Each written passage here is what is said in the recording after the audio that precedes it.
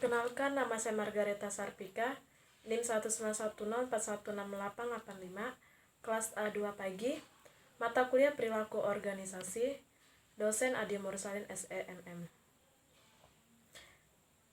Judul tentang tantangan dan peluang di era digital description. Digital description merupakan perubahan terhadap teknologi digital dan model bisnis yang memengaruhi value proposition dari produk atau jasa yang dijual. Banyak pihak menyebut bahwa perubahan teknologi digital itu dapat menjadi tantangan bagi generasi atau Gen Z. In summary, yang pertama, disrupsi adalah proses panjang dan kait-mengait satu sama lain. Kedua, menimbulkan perubahan kehidupan. Ketiga, teknologi baru selalu memudahkan dan memurahkan. Dan keempat, menciptakan pasar baru atau new market from the bottom of the pyramid. Disrupsi melahirkan pasar baru dan pelaku-pelaku usaha baru. Yang pertama, simpler atau lebih simple. Yang kedua, cheaper atau lebih murah. Yang ketiga, more accessible atau lebih terjangkau. Yang keempat, faster atau lebih cepat. Dan perubahan pada kehidupan. Berdemokrasi, narasi, bersosial, berdonasi, berkebangsaan, berilmu, bekerja, dan berlibur. Dalam situasi COVID seperti ini, sangat menguntungkan di mana ada teknologi digital. Bayangkan kalau kita tidak bisa pergi ke restoran, tidak bisa pergi ke pasar-pasar, tidak bisa pergi ke sekolah. Namun karena ada teknologi digital, kita bisa tetap belajar. Sekarang ilmu berubah datang ke kita. Ada beberapa perubahan yang terjadi ketika pandemi. Dua perubahan.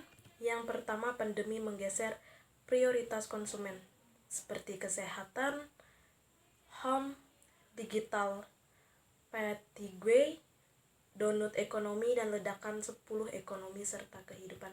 Contoh, sekarang kita harus membeli masker, membeli vitamin, hand sanitizer, dan lain sebagainya.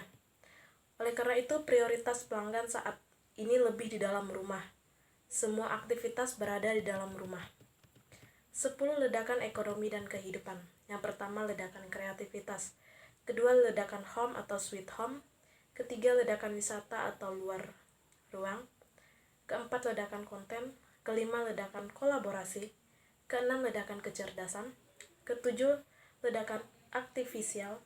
Kedelapan, ledakan useless. Kesembilan, ledakan non-degree. Dan kesepuluh, ledakan open sclency. Ledakan lainnya, yang pertama investor baru, kedua great resignation, dan yang ketiga ledakan-ledakan lainnya. Saat ini kita sedang berada dalam 3 zona waktu. Yang pertama, 3 zona waktu yang terbelah 2. Yang kedua, membentuk 2 narasi yang berbeda, hari esok atau kemarin. Yang ketiga, kedua narasi, bukan sekedar narasi, melainkan dibentuk struktur, teknologi, proses, model bisnis, dan people yang berbeda. Ada 3 zona waktu. Ada masa lalu, hari ini, dan hari esok. The past, the future, and the present. Banyak yang kita pelajari, salah satunya adalah yesterday is today, tomorrow is today, story of tomorrow. So, apa yang harus dilakukan? Yang pertama, putuskan di mana Anda berada. Kedua, mindset seperti apa yang ada di organisasi Anda. Dan yang ketiga, yang penting sebenarnya, to stay relevant. 10 keterampilan pemimpin di era digital. Yang pertama, keluar dari perangkap masa lalu. Kedua, customer obsessed. Ketiga, creating new storeless. Keempat, exploration. Kelima, ecosystem building atau collaboration. Keenam, menguji kebenaran. Ketujuh, time management atau memanajemenkan waktu. Kedelapan, mengatur ritme tidur. Kesembilan, profitable of benefitable. Dan yang ke-10, stay relevant. Digital disruption merupakan perubahan terhadap teknologi digital dan model bisnis yang memengaruhi value proposition dari produk atau jasa yang dijual. Digital Description memang menjadi tantangan, namun bisa juga Anda jadikan cambuk untuk melakukan transformasi digital secara optimal. Martez Law merupakan sebuah teori yang mengatakan bahwa perkembangan teknologi itu selalu bergerak secara eksponensial atau bergerak lebih cepat daripada perubahan dalam organisasi bisnis. Sehingga akan muncul sebuah jarak yang cukup besar antara bisnis dengan transformasi digital yang ingin dituju. Lantas, bagaimana cara menutup jarak tersebut? Menurut Dr. Leonardus, hal yang bisa dan umum dilakukan oleh bisnis dalam menutup jarak ini adalah dengan menciptakan terobosan seperti dibentuknya gugus tugas yang dianggap mampu beradaptasi dengan perkembangan teknologi digital secara lebih cepat. Gugus tugas ini bersifat project-based, sehingga akan ada pemisahan antara eksploitasi dengan eksplorasi. Perubahan persepsi bisnis dan gaya kepemimpinan. Bila semua bisnis berjalan dengan persepsi inside out, di mana produk atau jasa yang dipasarkan harus laku. Sementara ini, persepsi bisnis berubah menjadi outside in. Bisnis harus melihat kebutuhan dan demand dari konsumen, barulah bisnis bisa mulai memproduksi produk atau jasa tersebut. Lingkungan perusahaan harus dirombak.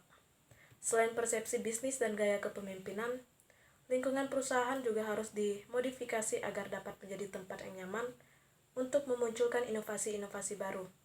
Dalam lingkungan kerja yang baik, harus ada tercipta kesempatan bagi karyawan yang meningkatkan skill, bebas berkarya, dan membentuk nilai baru. Upaya yang harus dilakukan agar transformasi digital yang dilakukan berjalan dengan sukses dan tidak tersendat di tengah jalan. Ada beberapa upaya yang perlu menjadi fokus utama sebuah perusahaan. Para petinggi perusahaan harus memiliki pemikiran serta rencana short term dan long term agar performa bisnis bisa tetap terjaga, bahkan meningkat selama transformasi digital. Cara mengakselerasi transformasi digital. Dr. Leonardus memberi contoh kasus akselerasi transformasi digital yang dilakukan oleh PT Telkomsel. Dalam proses ini, ada 3 pilar utama transformasi digital. Pertama adalah kompetisi utama dari PT Telkomsel, yakni digital connectivity. Digital connectivity ini mencakup jaringan 2G sampai 5G. Yang akan menyokong pilar kedua, digital platform. Untuk digital platform, PT Telkomsel secara intens bekerja sama dengan perusahaan lain, sekaligus memperkuat kompetensi utama PT Telkomsel. Contohnya seperti personalized again atau LOT dan Digi EDC, serta platform untuk analisis big data atau link aja, AL, dan RPA. Tujuannya adalah untuk memanfaatkan kompetensi utama PT Telkomsel demi meraih pasar yang lebih luas. Ketiga, ada digital service yang dibedakan menjadi 2 kategori, yakni menguntungkan bagi sisi enterprise dan bagi sisi konsumen. Dengan begitu, konsumen pun bisa menikmati lebih banyak layanan dari PT Telkomsel. Untuk bisa mengembangkan digital service, PT Telkomsel pun turut bermitra dengan perusahaan OTT yang ada supaya layanan yang dihadirkan pun terjamin kualitasnya.